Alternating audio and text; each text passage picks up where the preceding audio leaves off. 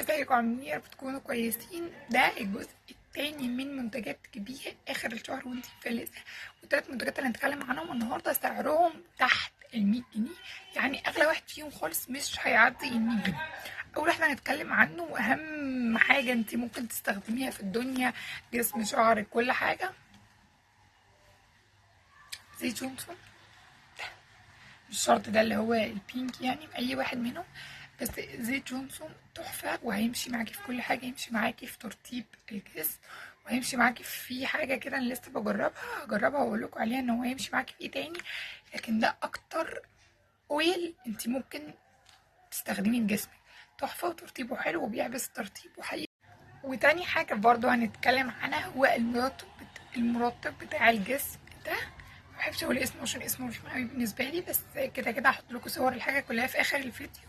فده برضو من المرطبات الحلوة قوي اللي سعرها رخيص. هو اصلا سعره تحت ال100 جنيه، ولو لقيتي اماكن بتبيعه غالية برضو هيبقى اغلى حاجة ان هو مش هيتخطى ال100 جنيه، لان هو تحت ال100 جنيه بكتير يعني. فده تحفة، بيرطب الجسم حلو وسعره حلو ومفهوش ريحة. فلو انت جسمك بيلتهب او جسمك حساس فده بالنسبة لك هيبقى تحفة قوي. ممكن تجيبي المكتوب عليه للبشرة الحساسة مش اللي هو للبشرة.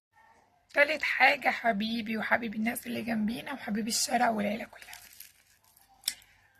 أجمل حاجة هترطب لك شعرك في الدنيا، أجمل حاجة، أرخص حاجة، أحلى مفعول وأحلى ريحة وأحلى نتيجة.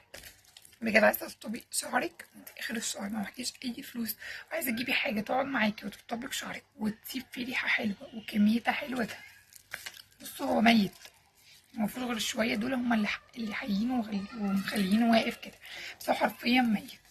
لازم وارخص ماسك انت ممكن تستخدميه لشعرك، ريحة وقوام وثبات وترطيب ونتيجة حلوة قوي قوي. وغير ده كله كمان بيقعد في شعرك.